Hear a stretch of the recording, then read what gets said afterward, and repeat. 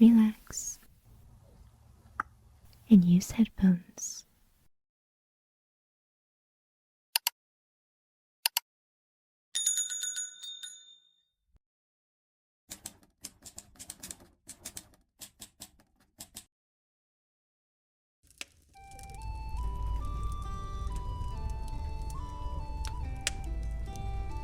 Welcome back, dear traveler.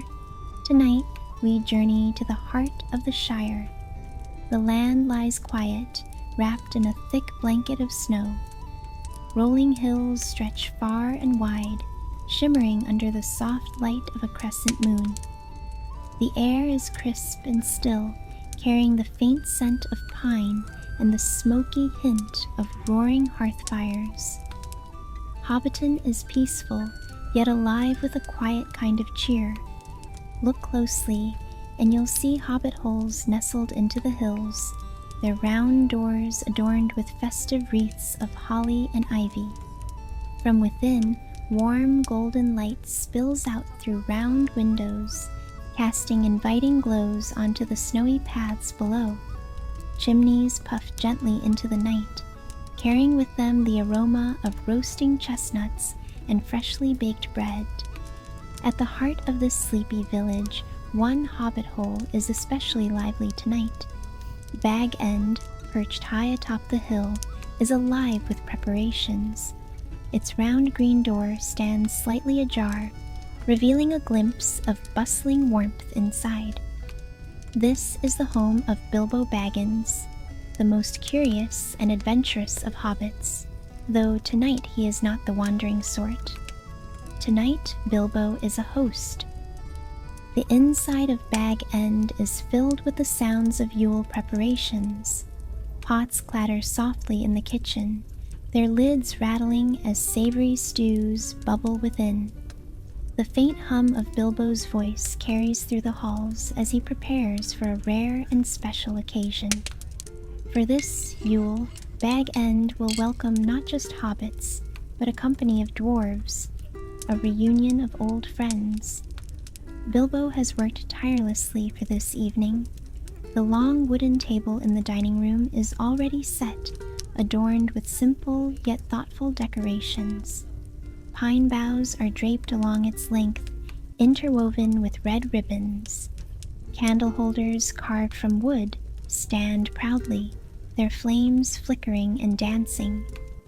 Plates of steaming bread, golden pies, and sugared treats await eager hands. Outside, the snow begins to fall again, light and soft, as if to bless the occasion.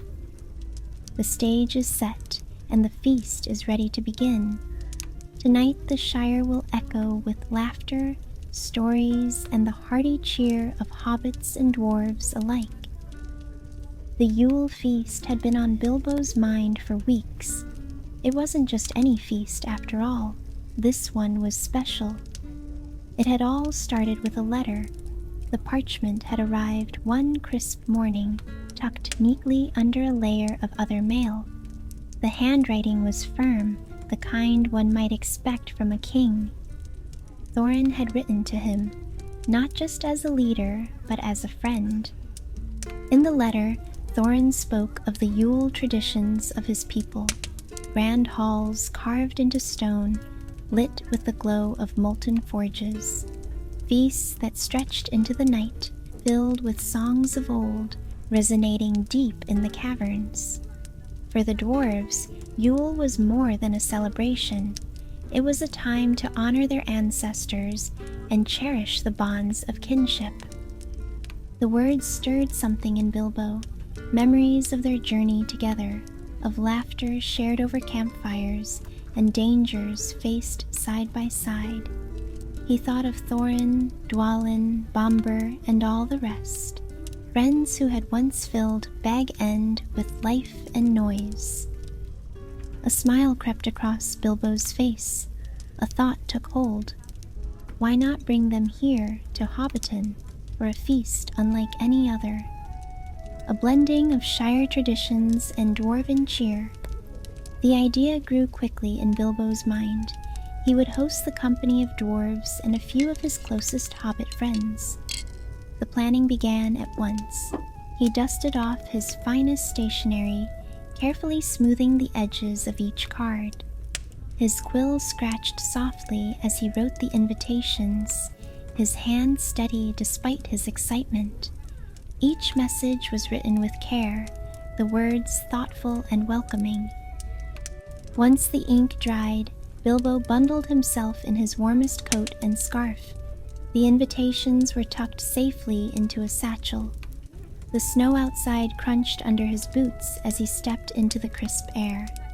Hobbiton looked magical in the fading light, the rooftops dusted with snow and the paths glimmering like silver threads. Bilbo delivered the Hobbit invitations first. A knock on a round door here, a cheerful greeting there. The responses were quick and enthusiastic. Hobbits never needed much convincing when it came to food and company. The invitation for Thorin, though, was different. It was special. Bilbo paused at the postmaster's house, the thick parchment clutched tightly in his hands. He hesitated for a moment, glancing down at the neat handwriting. Would Thorin come? It had been some time since they had last seen one another. Perhaps Thorin's duties as king would prevent him. But no, Bilbo decided. Thorin would understand the gesture. With a firm nod, Bilbo placed the letter in the post. He watched as it was sorted, wrapped, and prepared for its long journey. The thought of the letter reaching Erebor filled him with nervous anticipation. Days passed slowly after that, each one marked by Bilbo's frequent glances toward the road, hoping for a response. Then, one morning, it came. A reply sealed with Thorin's royal crest. Bilbo opened it with trembling hands. The words were warm, filled with gratitude and eagerness. Thorin and his company would come to Bag End for Yule. Bilbo's heart lifted. The feast was no longer just an idea. It was real. The preparations would now begin in earnest. Bag End would once again hum with life, and this time it would be a celebration to remember. Bag End soon became a hive of activity. The quiet calm of its halls was replaced by the sounds of bustling preparation. In the kitchen, Bilbo worked tirelessly, his sleeves rolled up and flour dusting his hands. The air was warm, filled with the scent of sweet honey cakes baking in the oven. On the counter, spiced pies sat cooling, their golden crusts glistening with sugar. A large boar roasted over the fire, its juices sizzling softly as the flames crackled below. Bilbo moved with purpose. His feet shuffled against the stone floor as he hummed a cheerful tune. Pots clattered as he stirred a bubbling stew, the rich aroma of herbs and mushrooms filling the room. Every so often, he would pause to check his long list, muttering softly to himself as he ticked off another task. The front door of Bag End swung open, letting in a gust of cold air and the chatter of hobbits.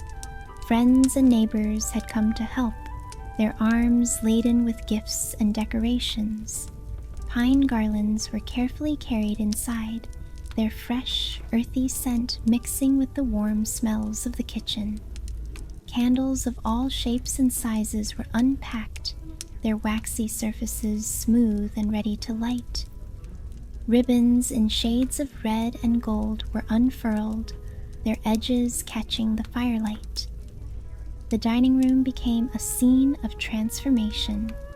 Hobbits worked together to drape the pine garlands across the beams, securing them with twine.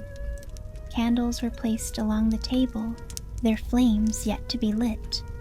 One hobbit carefully arranged ribbons into bows, tying them around chair backs and along the edges of the mantel. The room glowed softly, the wooden surfaces gleaming under the growing decorations. The sound of laughter filled the air as the helpers admired their work. A hobbit child, too small to hang garlands, sat by the hearth stringing cranberries into a long chain. Bilbo smiled as he watched them, his hands never ceasing in their task. He laid out his finest plates, each polished to a shine, and set the silverware neatly beside them. The pantry, once quiet, now overflowed with the bounty of the season. Jars of preserves, wheels of cheese, and loaves of fresh bread filled every corner. The bread smelled of warm yeast and butter, a comforting scent that seemed to wrap around everyone who passed. As the evening drew near, the fire in the hearth roared to life. Shadows danced along the walls, flickering in time with the flames. The table, now fully set, looked ready for a feast fit for a king. And indeed it would be. Bag End, with its cozy charm, had become a place of wonder. Its halls glowed with the warmth of Yule, the promise of a night filled with cheer and good company. All that remained now was to welcome the guests. The feast was nearly ready, and the air was thick with anticipation. The night had finally arrived. The sky above the Shire was a blanket of deep blue, dotted with stars that twinkled like scattered gems. The snow glistened in their light, untouched and pristine. But soon the quiet calm was broken by the crunch of boots on the frozen ground. Bilbo stood at the door of Bag End, bundled in his warm coat, peering into the distance. A faint glow appeared on the horizon, accompanied by muffled voices and the steady sound of footsteps. The company of dwarves was arriving. They came into view slowly, their figures dark against the snowy hills. Thorin Oakenshield walked at the front, his fur-lined cloak catching the starlight. His presence was commanding, regal even, with every step deliberate and firm. Behind him, Dwalin's hearty laugh echoed, breaking the stillness. Bombur waddled cheerfully, his face lighting up as the scent of roasting meats reached his nose. As they neared, Thorin paused, his sharp eyes taking in the sight of Bag End glowing warmly against the cold. For a moment, his stern face softened. Then, with a nod, he stepped forward. Bilbo greeted them with a smile, his hand outstretched in welcome. Thorin clasped it firmly, his grip strong, and his deep voice carried warmth. "Master Baggins," he said, "it is good to see you again." The others followed, their voices filling the night with cheer. Dwalin slapped Bilbo on the back with enough force to nearly knock the hobbit off his feet. "Still standing strong, I see," he bellowed, his laughter rolling like thunder. Bombur, already peering toward the kitchen, inhaled deeply and sighed. "That smells like a feast worth the journey," he exclaimed. Inside Bag End, the warmth was almost overwhelming after the chill outside. The dwarves stomped the snow from their boots and shook frost from their cloaks. Their presence filled the cozy space, making it feel alive. Hobbits who had come to help looked on with wide eyes, marveling at the dwarves' beards and sturdy frames. The room was a blend of contrasts. Hobbits with their tidy, rounded features and soft laughter exchanged curious glances with the dwarves, whose deep voices carried tales of far-off lands. Yet there was no discomfort, only fascination. Hobbits offered mugs of mulled cider, and the dwarves accepted them with hearty gratitude, their rough hands cradling the warm cups. The fire crackled, casting shadows that danced along the walls. Thorin stood near the hearth, his presence commanding even as he remained quiet, observing the scene. Dwalin joined a group of hobbits, regaling them with exaggerated tales of battles long past. Bombur, meanwhile, had found his way to the kitchen, where he was offering unsolicited advice on the arrangement of pies. The air was filled with the sound of laughter, the clinking of mugs, and the soft melody of a hobbit strumming a lute in the corner. The scents of roasted boar, spiced wine, and freshly baked bread swirled together, creating an irresistible warmth. Bag End, so often a quiet and solitary place, now sparkled with life. As the last of the snow melted from the guests' boots, Bilbo stood for a moment, taking it all in. The feast had not yet begun, but the room was already brimming with cheer. Old friends had reunited. Strangers were finding joy in one another's company. Tonight, Bag End had become a place of magic, where the Shire and the halls of Erebor met in perfect harmony. The night was just beginning. The feast was ready. The long wooden table at Bag End groaned under the weight of food fit for a king. At its center sat the star of the evening, a roasted boar, its skin golden and glistening. Around it, plates and bowls overflowed with a dazzling array of dishes. Mushroom stew, rich and earthy, steamed from a great cauldron. Loaves of fresh bread, crusty and warm, waited to be torn apart and slathered with creamy butter. Sweet honey cakes stood piled high on silver platters, their sugary glaze shimmering in the firelight. Bowls of candied fruits and spiced nuts added a touch of color, while delicate tarts filled with berry preserves invited eager hands. From the hearth, a kettle of mulled mead filled the air with a heady mix of honey, cinnamon, and cloves. Every hobbit and dwarf in the room wore the same expression, eyes wide, mouths watering. Bilbo took his place at the head of the table, with Thorin seated at his right. The dwarves found their chairs with little ceremony, their hearty laughter mingling with the soft hum of hobbit voices. Plates were filled, mugs were raised, and the room came alive with the clatter of forks and the murmur of delight. After the first rush of feasting, Thorin stood, his deep voice commanding attention. The room grew quiet, save for the crackle of the fire. With a proud smile, he began to speak. In the halls of Erebor, Yule is a time of remembrance and joy, Thorin said. We honor our forebears with songs of old, singing of their strength and courage. We gather in the great hall, beneath the glow of forges, and share the fruits of the mountain's bounty. The dwarves nodded solemnly, their faces reflecting the weight of tradition. Thorin continued, recounting tales of feasts that lasted for days, of long tables lined with family and kin. His voice grew softer as he spoke of the importance of unity, even in the darkest winters. When Thorin finished, the room was silent for a moment. Then a ripple of applause spread through the hobbits, their admiration genuine. Bilbo raised his mug.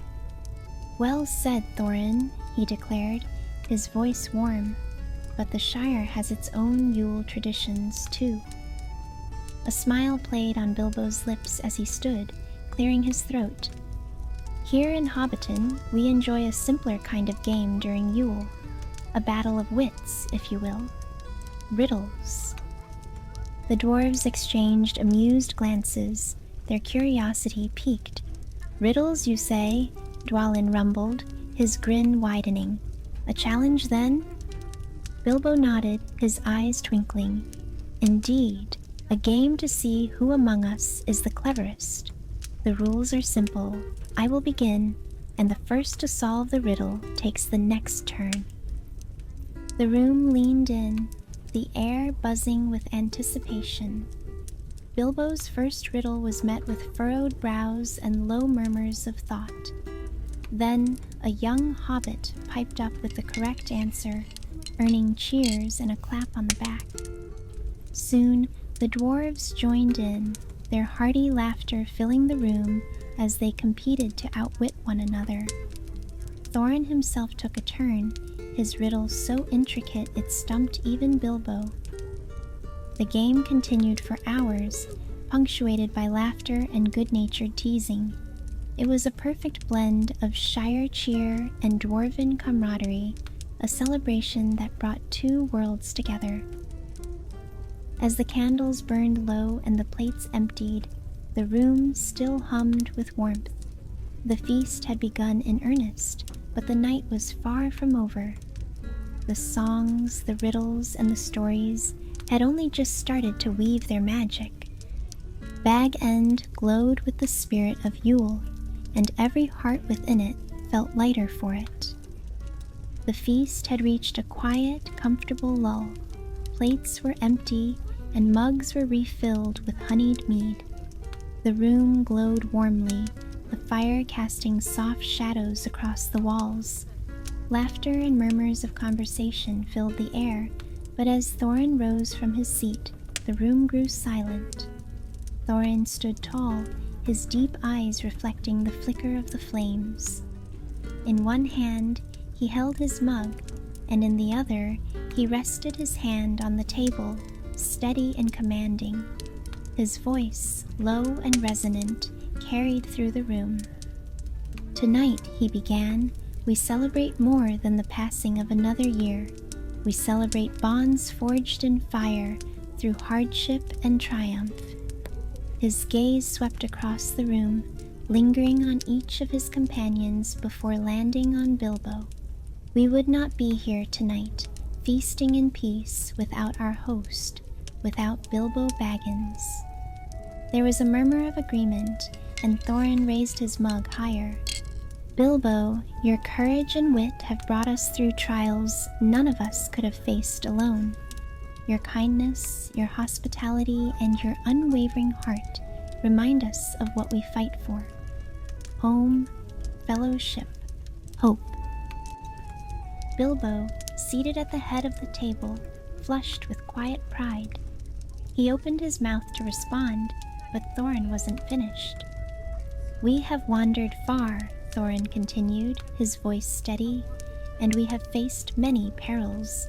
But in you, Master Baggins, we found a companion like no other, a friend, a brother."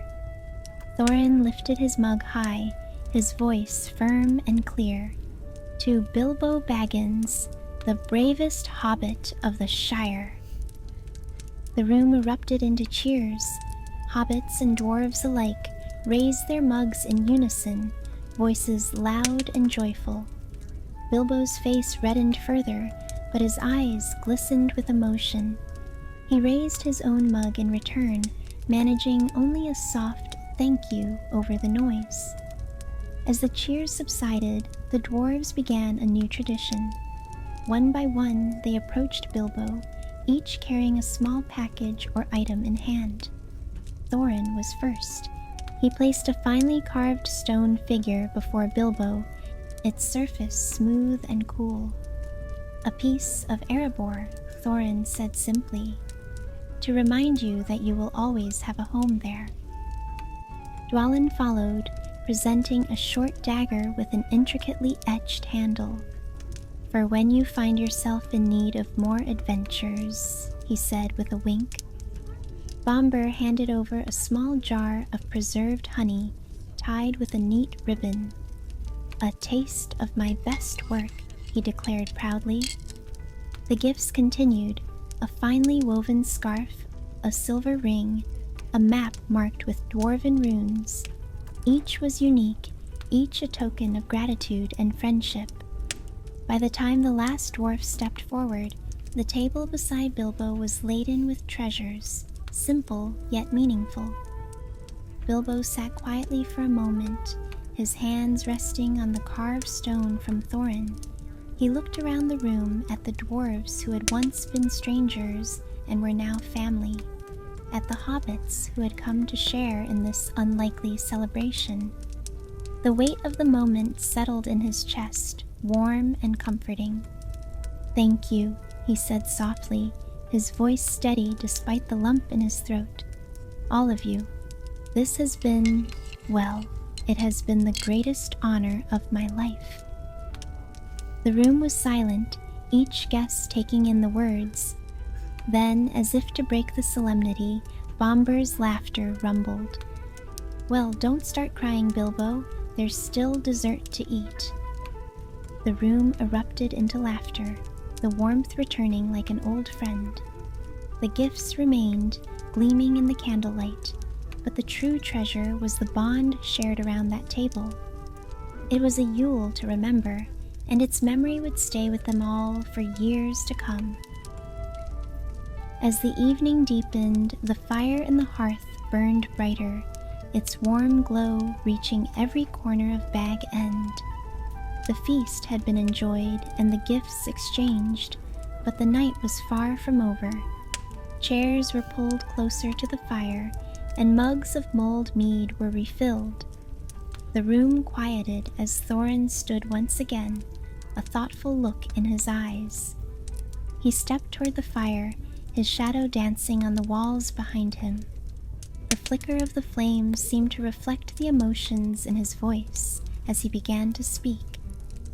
"In Erebor," Thorin said, his voice low and steady, "we sing to remember, to honor what we have lost and to celebrate what we still hold dear." He paused, glancing around the room.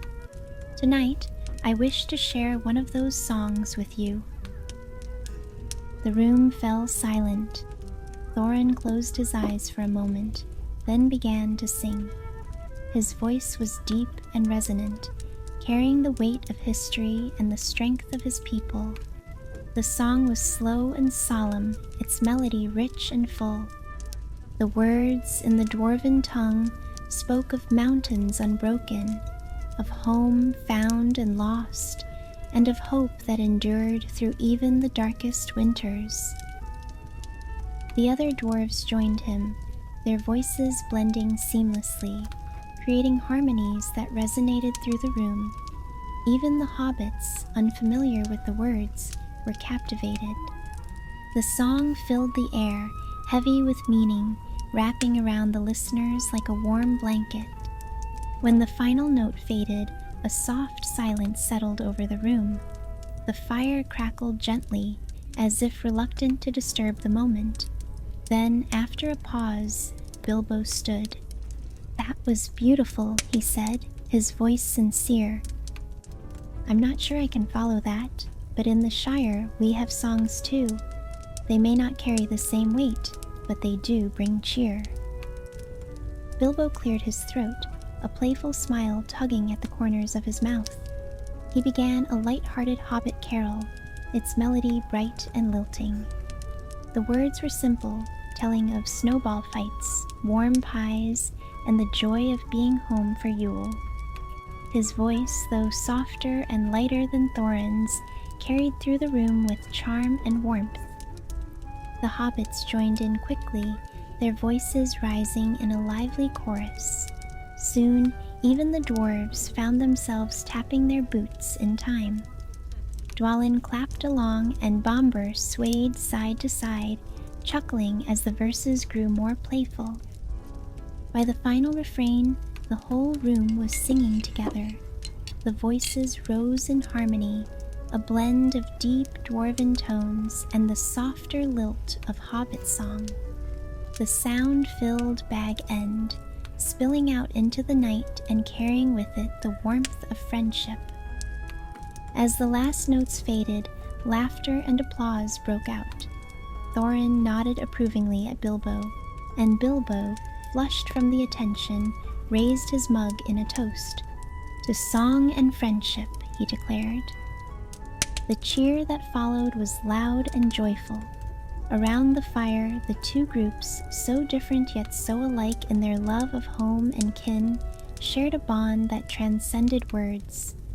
The night stretched on, filled with more songs, more stories, and the gentle hum of camaraderie. The night in Bag End began to quiet. The once lively chatter softened to murmurs, and the hearty laughter gave way to contented sighs. The glow of the fire softened, its crackling embers casting gentle shadows that danced along the walls. The guests, full from the feast and warmed by the songs, started to settle into a peaceful calm. Bomber had already dozed off in his chair, his soft snores blending with the gentle hum of the room. Dwalin leaned back, arms crossed, a faint smile still on his face as he watched the flames flicker. Even Thorin, ever dignified, appeared more at ease, his gaze resting on the hearth, deep in thought. Hobbit helpers gathered the last of the plates, moving quietly so as not to disturb the serene atmosphere. Bilbo moved among them, offering quiet thanks and seeing each helper off with a warm word of gratitude. As the door clicked softly shut behind the last of his neighbors, Bilbo paused. He looked back at the room, now filled only with his closest companions. The fire was low, its warmth steady. The room glowed softly, a mixture of fading candlelight and the golden embers in the hearth.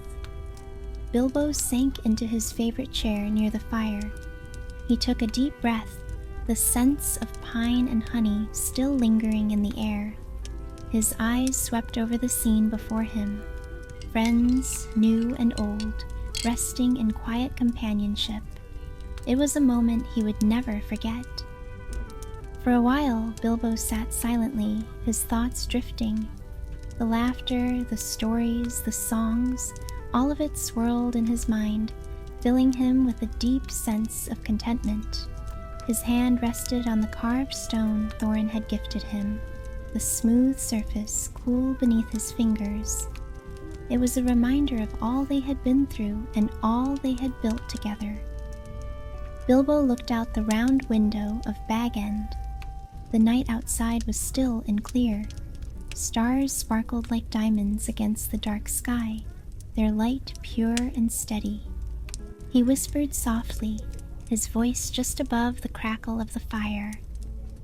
"Thank you," he said, a quiet note of gratitude to the stars above. The room settled further into silence. Thorin rested his head back, his face peaceful. The other dwarves, too, had drifted into slumber, their snores rhythmic and soft. Bag End, once filled with so much activity, now cradled the gentle quiet of Yule night. As the fire flickered low, Bilbo leaned back, his eyes growing heavy. He let the peace of the evening wrap around him like a warm blanket.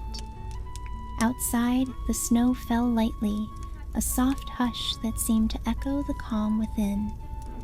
As the fire flickered low and the warmth of the evening settled, Bilbo's gaze turned to the round window once more.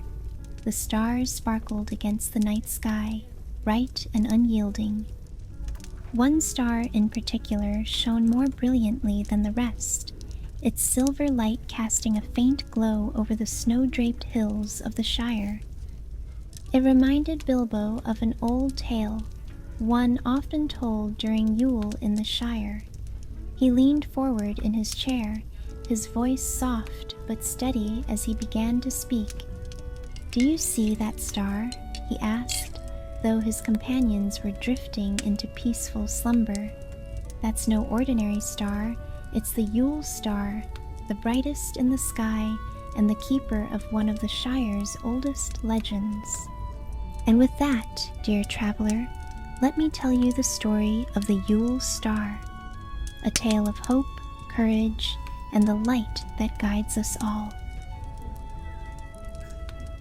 The snow fell gently over Hobbiton, blanketing the hills in soft white. The little paths between hobbit holes were lined with fresh powder, the light crunch of footsteps marking the comings and goings of the day. Above, the sky was deep and clear, the stars twinkling like scattered jewels. At the heart of the village stood the Green Dragon Inn, its round windows glowing warmly against the winter chill. Smoke curled lazily from its chimney, carrying with it the scent of oak and ash. Inside, the air was alive with comfort. Lanterns hung from wooden beams, casting a soft golden light that danced across the walls. The fire in the hearth crackled merrily, its flames licking the stone as if in celebration of the season. Hobbits filled the inn, their voices a quiet hum of laughter and conversation. Some leaned close over steaming mugs of cider, their faces flushed from the cold. Others shared plates of sweet treats, honey cakes, sugared nuts, and slices of warm pie. The room was alive with the simple cheer that only the Shire could bring. In the far corner, near the largest fire, an elder hobbit sat in a high-backed chair. His cloak was lined with fur, and a well-worn pipe rested in his hand. He was a figure of wisdom, known by all in Hobbiton for his stories. As the chatter of the room quieted, all eyes turned to him. He puffed his pipe once, sending a thin curl of smoke into the air, and then he smiled. "Gather round," he said, his voice rich and steady. "For tonight we tell a tale as old as the Shire itself. It is a tale of hope and light, of courage in the dark of winter. It is the story of the Yule Star." The hobbits leaned in closer, their mugs forgotten for the moment. The elder's voice carried through the room, warm and inviting. "Long ago," he began, "before the Shire was as you see it now, there came a winter unlike any other. The snows fell heavier than ever before, and the winds howled through the hills. The hobbits of those days were scattered, living in small burrows far from one another. They faced the cold alone, their fires flickering low." He paused, his gaze sweeping over his audience. The firelight danced in his eyes. "But then," he continued, "on the darkest night of that winter, a star appeared in the sky. It was no ordinary star. It was brighter than any other, its silver light cutting through the storm clouds and lighting the hills. The hobbits looked to it in awe, for they had never seen its like before. The room was silent, the crackle of the fire the only sound. The elder took another puff of his pipe, his voice softening. They called it the Yule Star, for it came to them on the eve of Yule, and as its light shone down, it seemed to guide their steps. The scattered hobbits followed the star, braving the snow and the cold, until they found one another. Together, beneath its glow, they shared what little they had. They lit a great fire, sang songs of home, and found warmth in one another's company." He paused again, letting the words settle. The hobbits in the inn were still, their faces touched with wonder. "And so," the elder said, his voice rising slightly, "the Yule Star became a symbol, a promise that even in the darkest of times, light and hope would always guide us. To this day, we honor it with our lights and our songs, keeping its memory alive." The room seemed to hold its breath, the story weaving its magic. The elder leaned back in his chair, his smile faint but satisfied. "Now," he said, "shall I tell you more of its tale? Of the first hobbit who followed its light to a valley of warmth and plenty?" The hobbits nodded eagerly, their curiosity kindled. And so the elder began again, his voice steady and sure, drawing them deeper into the legend of the Yule Star. "Long ago, in a time when the Shire was but a dream, the lands were wilder and the winters far harsher. Hobbits lived scattered across hills and valleys, their burrows dug deep into the earth to keep the cold at bay. They were a hardy folk, but even they struggled in the face of a winter unlike any before it. The snows began early that year, falling thick and fast. The wind howled through the hills, bending trees and covering the land in a heavy, unrelenting white. Fires burned low, food grew scarce, and the days seemed swallowed by endless nights. For weeks, the sun was but a pale memory, hidden behind dark clouds that stretched as far as the eye could see. The hobbits of that time were solitary, keeping mostly to themselves. They knew little of their neighbors, each family relying only on its own small stores of food and warmth. The long winter began to take its toll. Burrows grew colder, and the small fires that once gave comfort began to flicker and die. Then, on the eve of Yule, something extraordinary happened. As the night fell and the wind howled louder than ever, a light appeared in the sky. At first it was faint, just a glimmer breaking through the darkness. But as the hours passed, it grew stronger, brighter. It was a star, unlike any other they had seen. The star's light was pure silver, cutting through the storm clouds like a blade. It bathed the snow-covered hills in a soft, steady glow. The hobbits stepped out of their burrows, drawn to its brilliance. They shielded their eyes against the brightness, marveling at its beauty. It seemed to fill the air with a quiet hum, as if it carried a message meant just for them. Among the hobbits, whispers began to spread. Some claimed the star was a gift from the Valar, the great powers of the world. They believed it had been sent to guide and protect them during their time of greatest need. Others thought it was a sign, a promise that the darkness would not last forever. One by one, the hobbits began to follow the star. They wrapped themselves in cloaks and scarves, braving the cold and snow. The star's light seemed to show them the way, casting its glow on safe paths and leading them away from danger. It was as if the star knew their hearts, guiding them towards something they could not yet see. The hobbits who followed the star found themselves gathering in a wide, sheltered valley. The snow there was lighter, the air warmer. A spring bubbled gently in the center, its water unfrozen despite the bitter cold. They built a great fire together, their voices rising in songs of relief and joy. From that night on, the star was known as the Yule Star. It became a symbol of hope and unity, a reminder that even in the darkest of times, there is light to guide the way. Each year on Yule Eve, hobbits light candles in their windows and sing songs to honor the star. They believe its light brings luck and protection, warding off the cold and the dark. And so, the Yule Star, born in a time of great need, became a cherished part of Hobbit lore.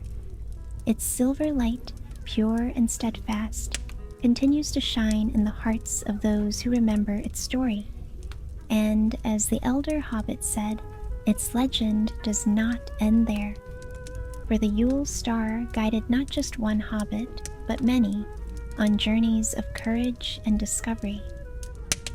The winter was colder than any the hobbits had ever known. The wind cut through the hills like a blade, and the snow piled so high that even the stoutest hobbit doors struggled to keep it out. In a small village nestled between two hills, the fires burned low. The food stores were nearly empty, and fear hung in the air. Among the villagers was a young hobbit named Marla. She was small even by hobbit standards, but her spirit was fierce. When the Yule Star appeared in the sky, its silver light piercing the storm, Marla felt a stirring in her heart. She knew, as if by some unseen whisper, that the star held the key to saving her village. "I will follow it," she declared, her voice steady despite the fear around her. The other hobbits stared, their faces filled with doubt and worry. "It will guide me to what we need," Marla continued. "I'll bring back food and firewood, enough to see us through." Bundling herself in a thick cloak and scarf, Marla set out into the night. The Yule Star shone brightly above, its light cutting through the snow and lighting her path. She trudged through drifts as tall as her waist, her boots crunching against the frozen ground. Her breath puffed in the icy air, but she didn't waver. Her first challenge came at a frozen river. The star's light shimmered on the surface, reflecting like shards of silver. The ice creaked ominously beneath her feet as she stepped onto it, testing her weight. Each step was slow and careful, the cold seeping through her boots. Halfway across, the ice groaned loudly, a deep sound that echoed through the quiet night. Marla froze, holding her breath. Then, with a quick dash, she reached the other side just as the ice behind her cracked and splintered. The hills came next, steep and treacherous. The snow was deep and the wind howled, whipping at her cloak. Marla gripped the icy rocks with her gloved hands, pulling herself upward. Her fingers ached from the cold, but she pressed on. The Yule star hung above her, steady and bright, its light a constant reassurance. As she reached the top of one hill, a new sound pierced the night, the low, mournful howl of wolves. Marla's heart raced as the howls grew closer. She ducked behind a snow-covered boulder, her breath quick and shallow. From her hiding spot, she saw their dark shapes moving through the trees below. The wolves sniffed the air, their eyes gleaming in the starlight. Marla clutched her small dagger, a gift from her father, and waited. The wolves, perhaps unsettled by the star's bright light, eventually turned and disappeared into the shadows. When the danger passed, Marla rose and continued her journey. The snow began to lighten and the air grew warmer. She could see the Yule star guiding her towards something ahead. Finally, as she crested one last hill, she saw it, a hidden valley, sheltered and green despite the winter's grip. In the center of the valley, a clear spring bubbled, its waters steaming faintly in the cold air. Around it grew bushes heavy with berries and trees laden with fruit. Wild game wandered through the brush, unbothered by her presence. Firewood lay scattered on the ground, dry and plentiful. It was a place of bounty, untouched by the harsh winter outside. Marla's eyes filled with tears of relief. She gathered as much as she could carry, berries, fruits, kindling, and marked the path to the valley carefully so she could return. The Yule star hung high in the sky, its silver light steady and strong. As Marla stood in the hidden valley, her arms laden with food and firewood, she felt the star's presence deeply. Its light seemed to wrap around her like a warm embrace, easing her aches and filling her heart with courage. The return journey would be no easier than the one before it. The hills were still steep, the river still treacherous, and the wolves perhaps still lurking. Yet Marla felt a new strength within her. The star's light guided her every step, showing her safe paths and steady footholds. As she climbed out of the valley, her legs weary but determined, the light of the Yule star seemed to brighten.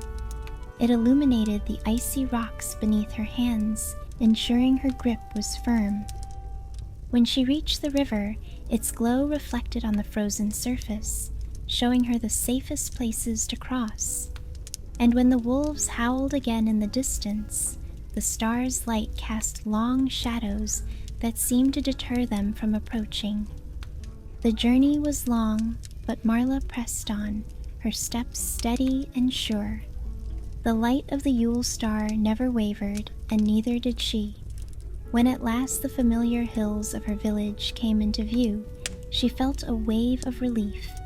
Her burden was heavy, but her heart was light.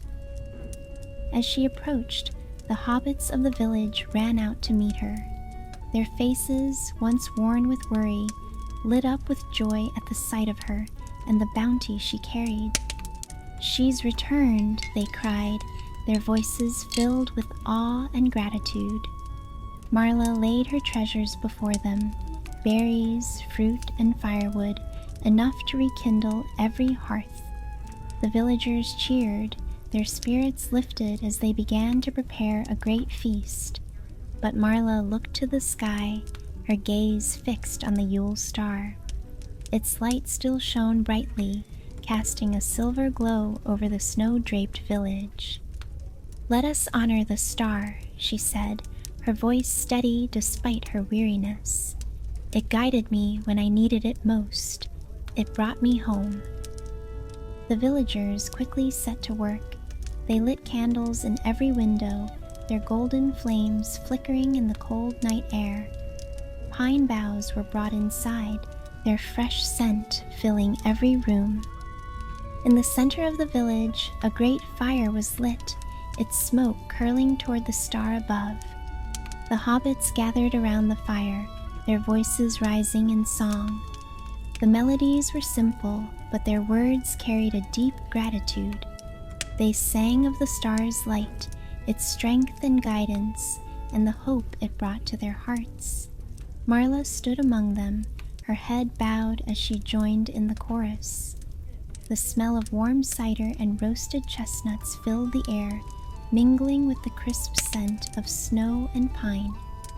The glow of the fire bathed the hobbits' faces in warmth, and the light of the Yule star seemed to shine down more brightly than ever, as if blessing the celebration below. That night, the village felt a joy they hadn't known in many weeks. Marla's bravery and the Yule star's guidance had brought them back from the brink of despair. They feasted together, sang songs, and shared stories long into the night. And when at last the candles burned low, the Yule star remained in the sky, a steadfast reminder of the light that had led them home. From that day forward, the villagers honored the Yule star each year. They lit candles in their windows, sang songs of its light, and shared its story with every new generation. The star became a symbol of hope, courage, and unity, a blessing that the hobbits would carry in their hearts forever. In Hobbiton, the story of the Yule star remains alive.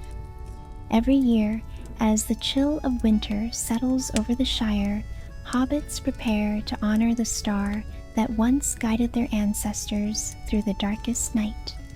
The traditions are simple, yet they fill the hearts of hobbits with joy and hope. On the eve of Yule, as the sky grows dark and the first stars begin to appear, every hobbit home comes aglow with candlelight. Small lanterns are hung from doorways, their golden light flickering softly in the night. Inside, windowsills are lined with candles, each flame a tiny tribute to the star that once shone so brightly. The warm glow spills out into the snowy streets, giving the village a magical, dreamlike quality. In the heart of Hobbiton, a grand pine tree stands tall in the square. Its branches are adorned with ribbons, tiny bells, and garlands of cranberries strung together by hobbit children. At its very top, a silver star shines, polished to perfection and reflecting the candlelight below. The Green Dragon Inn, as always, becomes the center of the festivities. Hobbits gather in groups, their laughter and chatter filling the air. Plates of honey cakes, warm pies, and roasted chestnuts are passed around, the scents mingling with the crisp pine-scented air. Mugs of spiced cider are raised in toasts, the steam curling into the cold night. Around the large hearth, hobbits share stories. Some tell the tale of Marla, the brave hobbit who first followed the Yule star. Others recount their own family traditions, weaving tales of love and laughter. The elder hobbits sit in high-backed chairs, their voices steady and warm as they pass down the legends of old.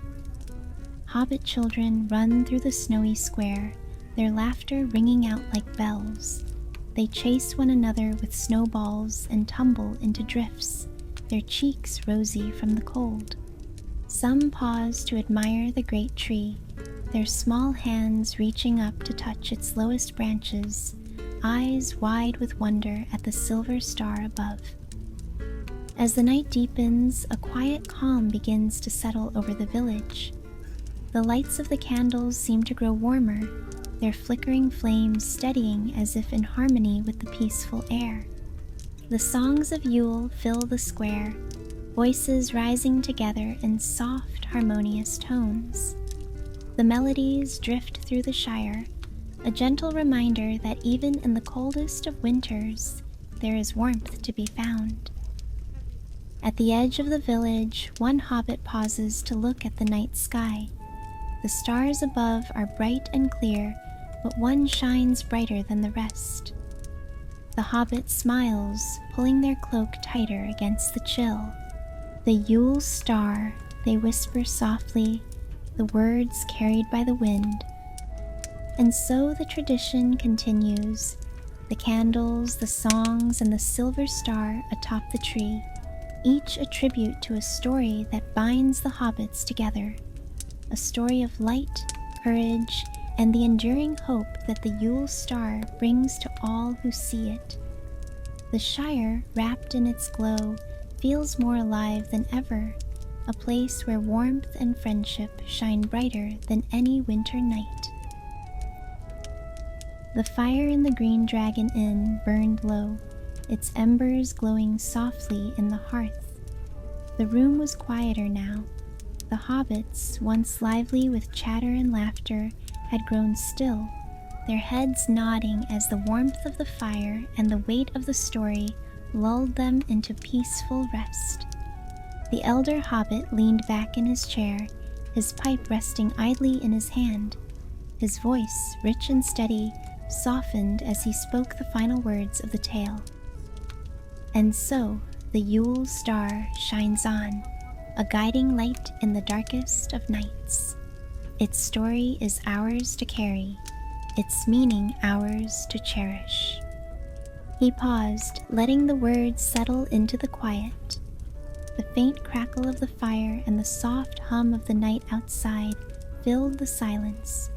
Around him, the hobbits drifted into sleep, their faces peaceful, their breaths slow and even. Some leaned against one another, while others reclined in their chairs, wrapped in cloaks and dreams. The elder looked around the room, his gaze lingering on the faces of his kin. The glow of the fading fire danced gently on the walls, casting long shadows that seemed to sway with the rhythm of the night. The warmth of the inn wrapped them all, like a cocoon against the chill of winter. Outside, the snow fell lightly, blanketing Hobbiton in a quiet hush. Above, the Yule star shone brightly, its silver light cutting through the dark sky, watching over the village as it slumbered. The elder leaned forward, placing another small log onto the fire. The flames licked at it, rising briefly before settling into a steady glow. His voice, low and soft, carried one final thought. As the last embers glow, may your dreams be filled with light and warmth, and may the Yule star guide you to restful sleep. With that, he fell silent, the tale complete. The inn grew quieter still, a haven of peace under the watchful gaze of the star above. And so the night passed, as the story of the Yule star continued its journey, carried in the hearts of all who heard it. The story of the Yule star has ended for tonight, but its light continues to shine. Thank you for stopping by Chibi's cottage and sharing your time with me on this journey through the Shire. I wish you a peaceful slumber, and may your dreams be filled with the warmth of a hobbit's hearth. Until next time, have a great holiday week and a good night.